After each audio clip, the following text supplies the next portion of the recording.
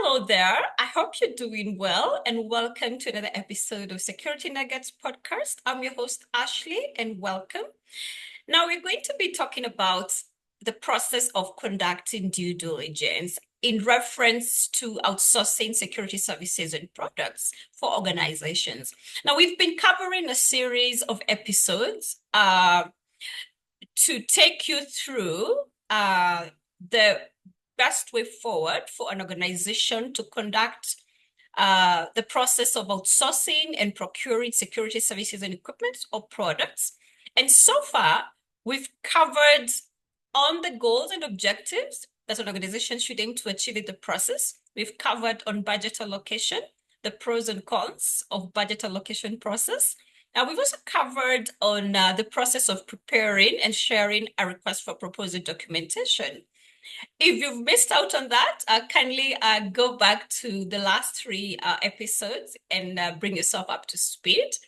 Now, today we continue from there, and we're actually going to be unpacking on conducting due diligence. Now, this is a very important process. Now, at this point, the organization has received applicants and potential vendors who have submitted their interest.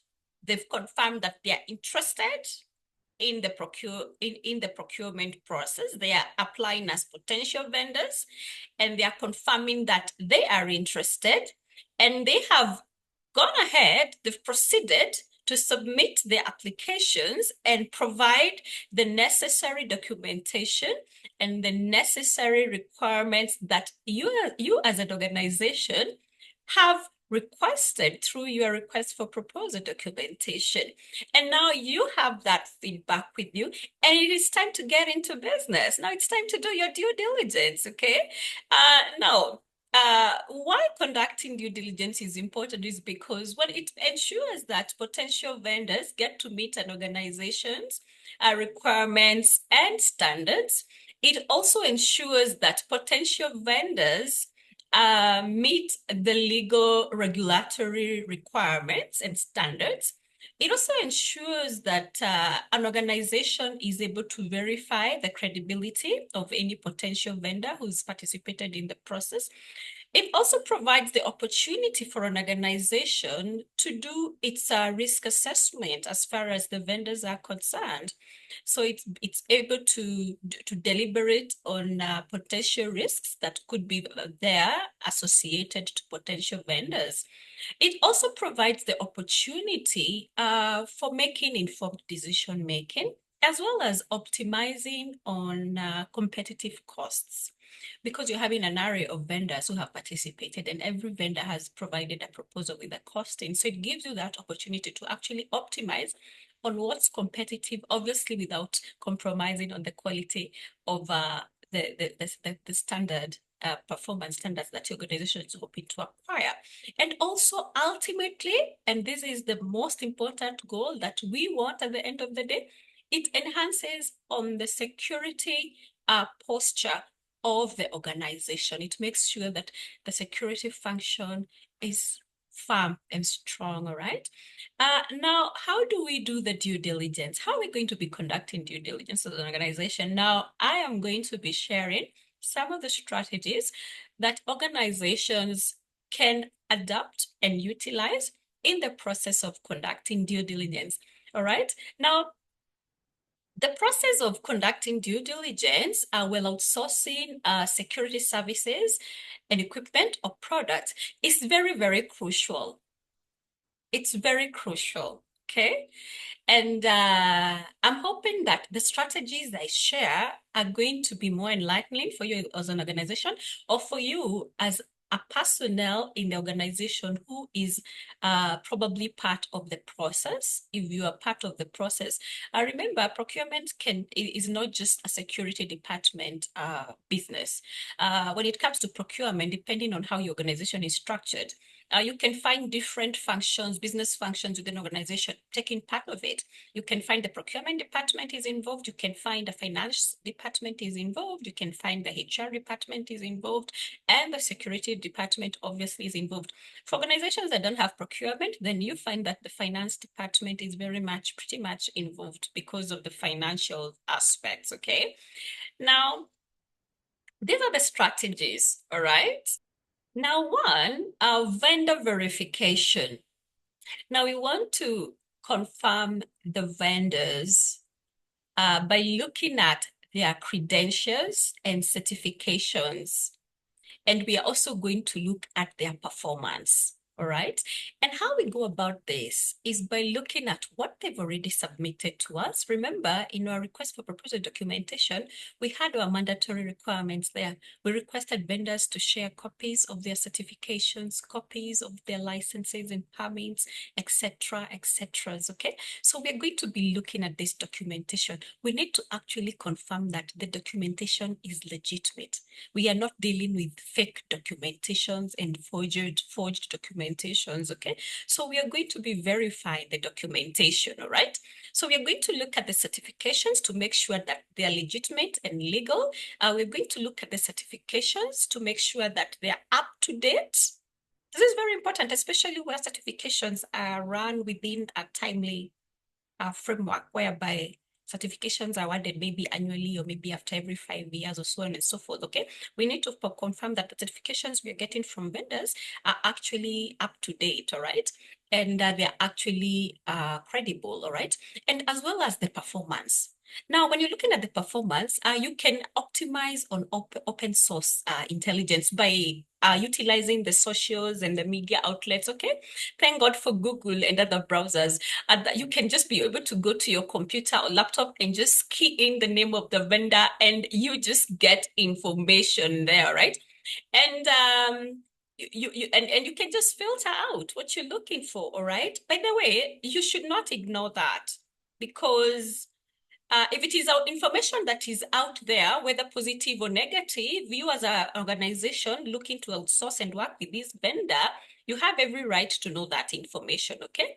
And any information that is of concern, then you will have the opportunity to engage with that particular vendor for clarity purposes. It's very important, okay?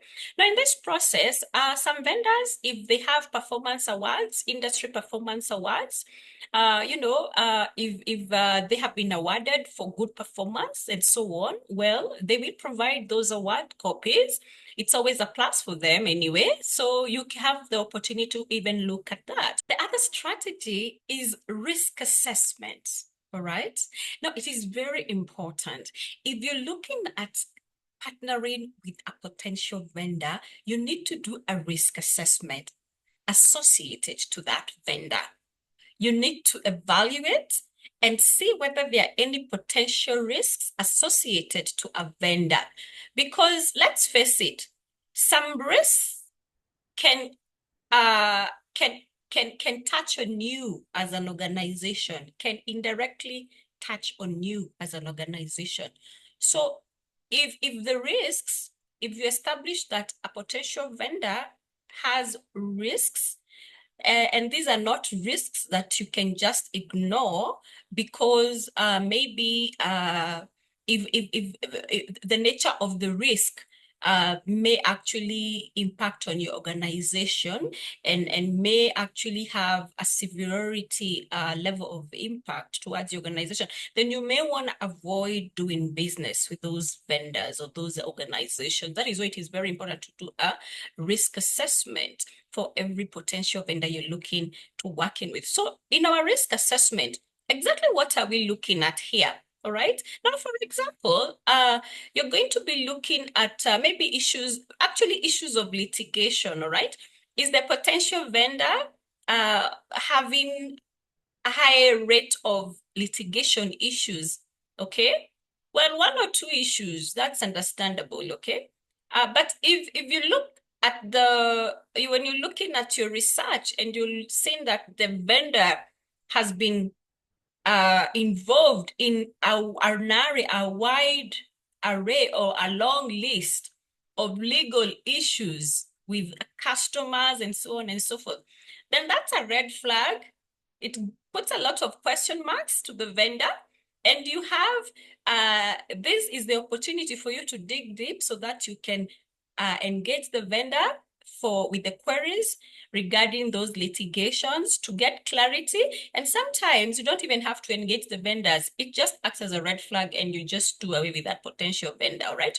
Another risk that you need to be looking at is the financial standing. And that is why it was very important when you working on your request for preparation or request for proposal documentation, you had to look at the vendors, the potential vendors' financials. Okay, we asked for the financials because we wanted to look at the financial status of the vendor. Okay, so do your risk evaluation. Look at their financials. They've already submitted your financials because you asked for that. They've also proceeded to submit a letter of recommendation. Look at that and engage the bank, all right? Get that confirmation and information authenticated and verified from the source, okay? And then evaluate that risk of finance and be sure that the organization has a good financial standing and they can be able to serve you appropriately, all right? You also look at risks to do with employee well-being and labor issues, okay? Is the vendor, especially if you're looking for a service that is associated with employees or employ and or personnel, all right? You need to be sure that this is an organization that is keen on their employee well-being, and you don't have to, in future, as an organization, you don't have to deal with issues of strikes or go slows, okay? Whereby the well-being of employees was so bad and neglected to a point where the employees went on strike or decided to go slow. Because when that happens, it will impact you as an organization, being the client. It will impact you. So look at look at issues to do with the well-being of employees for that vendor if you're looking at that sort of service. Ensure that issues to do with health, issues to do with leaves, issues to do with salaries, remunerations, when are they paid? How much are they paid? Because those are the other things that get to trigger strikes. When employees are underpaid and not motivated, they can strike. If they're underpaid, then they have low morale, and low morale means low productivity. And if, as a client to the vendor, as an organization, you will definitely be facing or feeling the impact of employees working under low morale. Okay, the productivity level is going to be very low. You're going to have so many issues. So those are the things you're looking at. Those are examples of the things that you're looking at, okay? And also, if you're an organization that is, now we can expand the scope of your risk assessment depending on the kind of organization that you are, okay? Sometimes some organizations have some values, some humanity values, and they want to work with organizations who abide by those values, all right? Some organizations have environmental values. They want to work with organizations or vendors who abide by those values. So you might widen the scope of your net in your risk assessment, depending on the values of your organization, so that you can ensure that the vendors that you will end up partnering with share the same values as yourselves as an organization, all right? Now, strategy number 3, we're going to be looking at the compliance checks. Now, when it comes to compliance checks, you're obviously looking at the legalities, okay, and the compliances, okay, just to make sure that the organization is working within the regulations of the industry and of the state, depending on the the zone or environment of operation, okay? So doing a compliance check is you expound all round. You're looking at external compliances, internal compliances. Is the vendor regulated in the industry? Is the vendor licensed? Do they have the necessary permits? Are they up to date? Are there other permits that they require to have, depending on the nature of service or equipment or product that you're hoping to outsource from them? Are they working within? Are they conforming within those set regulatory standards? So now this gives you an opportunity for you to dig deep. Remember, they've already submitted you with copies of their certificates, their licenses, their permits. They've already provided those copies because you asked for them in your request for proposal documentation, remember? Yeah, you asked for them as an organization, so you have the documents with you, and you're just verifying to confirm that they check out, okay? They are valid, they are credible, they are up to date, all right? So you may have to find yourself working with other third-party institutions who are responsible for submitting these certifications and permits so that they can confirm that permit 1, 2 with number, so and so is actually within their system, and it is legit. Okay, so you will have to work with third-party institutions, the organizations that are responsible for submitting those permits and certifications, okay, so that they can confirm, yes, that vendor is on board, they have gotten their permit through us, and that is a legit document, okay? That is what due diligence is about. It's not just about looking at a piece of documentation and confirming that the content therein looks okay. You've got to go this extra mile of confirming that that document came from the right source and it is in their system. Otherwise, you're going to find yourself working with fake documents, and that's very wrong, okay? Because you're going to be working with vendors who are not conforming to regulations, okay? So that is what due diligence is about, okay? So you dig deep, you look at the paperwork that has been presented against the information that you're digging and getting from other third parties, okay? And the other strategy, and it's very important, is getting references and reviews from existing clientele. That vendor has customers already. They have existing clients, okay? And you need to talk to those customers to get the reference and get reviews. Now, in your request for proposal documentation, you did ask the client to provide you with reference letters from some of the clientels, okay? You can ask for 5 letters, you can ask for a maximum of 5 letters. So usually vendors will give you reference letters from some of their best customers, customers where they don't have issues, or some of their best customers in terms of capacity. If if that's your big clientele, they're getting all the attention and they're getting all the service. So they will obviously give you a very good recommendation. So that is, organizations, potential vendors tend to find themselves providing those kinds of recommendation. Yeah, I know. I was in that business development department. I know what we used to do, okay? So it is very hard for you to even get a glimpse of the idea that there is a customer somewhere with this vendor who is not happy, because they give you reference letters from customers who are happy. So what do you do as an organization? Are you going to settle for what is just being provided to you?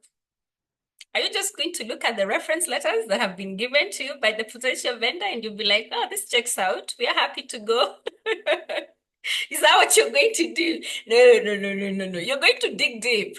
That's what due diligence is all about. You're going to dig deep. So you're not only going to rely on the reference letters and recommendations that they've provided you through the request for proposal documentation. No, you will use them, obviously, but be smart about it, okay? Obviously, you've identified that this vendor has worked with other clients. You've identified you've identified that apart from what they've submitted to you, apart from the reference that they submitted to you, you know for a fact that you've seen them providing services or equipment or products to other organizations. So make a call there, inquire. That's what due diligence is all about. If you're talking of service to do with personnel, show up there in an organization. If you're looking at security officers and they're deployed in an assignment that you're familiar with, walk in there and go to the gate and say hi, or pretend you want to get in the organization, or pretend you have an appointment, or if it's a public place, you don't even have to pretend. You just walk right through, and you can tell by the way those security officers are going to handle you, or how they are going to handle about their business, their ongoings within that main entry point or exit point. The way they handle clients, the way they ask their questions, the way they carry themselves in their duty, it says a lot. It also gives you an opportunity to see how they are presented. Are they smart? Are they wearing very nice, clean uniforms, shoes? Or are they wearing very tattered uniform, faded uniforms? Are they looking so neglected? Those are the things you need to do, right? So be smart about it, okay? And just go that extra mile in your due diligence in as far as getting those references and reviews from their existing clients is concerned. Yeah, I'm giving you the inside scoop, the nitty-gritties, because I worked with those sort of vendors in the past, and I know the things that we used to do, right? Obviously, not all organizations do that, but some get to be very overly dramatic about it because they really want to get the business, so they sugarcoat a lot. And obviously, when you're using those strategies that I've shared, a strategy of vendor verification, risk assessment, compliance checks, reference review and reviews, when you're using those strategies in your due diligence process, you need to combine very good research methods so that you can be able to get very accurate feedback. Okay, so you're going to be using quantitative research methods and qualitative research methods. Quantitative research methods gives you an insight in regards to the how much and the how many, right? This is very ideal when you're looking at figures and numbers, especially like when you're looking at the financials, when you're looking at the number of clientele the vendor has, the how much and the how many is, all right? So you want to get the numbers right. So using the quantitative method of research is beneficial for that. Well, the qualitative method of research in your due diligence is very important for asking questions, all right? Even with one-on-one questions, all right? Over the phone or in person, because you wanna dig deep and get the nitty-gritties of the whys and the hows. How does the vendor operate?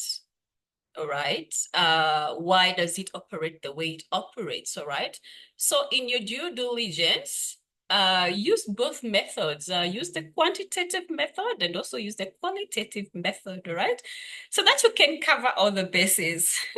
You can cover all the bases, all right?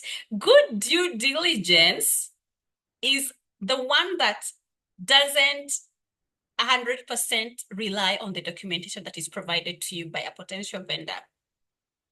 It does not rely 100% on what is provided by the vendor, okay? It relies on other sources of feedback as well, third-party feedback, okay? Because as much as a lot of what you're getting, a lot of the feedback you're getting in form of documentation for a potential vendor, as much as a lot of it is accurate, all right, you don't want to risk relying on that feedback alone, because especially if a vendor has done so much sugarcoating, or if you're having issues of forgery going on there, right? Or if there are issues that you may have to find out through risk assessment by digging deep on your own without because a vendor is not going to tell you they have litigation issues or they're having a financial crisis or they're having labor issues. They don't tell you that because it is negative information. They know if they tell you that, you might not give them the opportunity. So this is information that you have to go looking for yourself as an organization. All right. Well, that's it for now. Until our next episode, it's been a pleasure to have you here. I look forward to seeing you next time, and goodbye.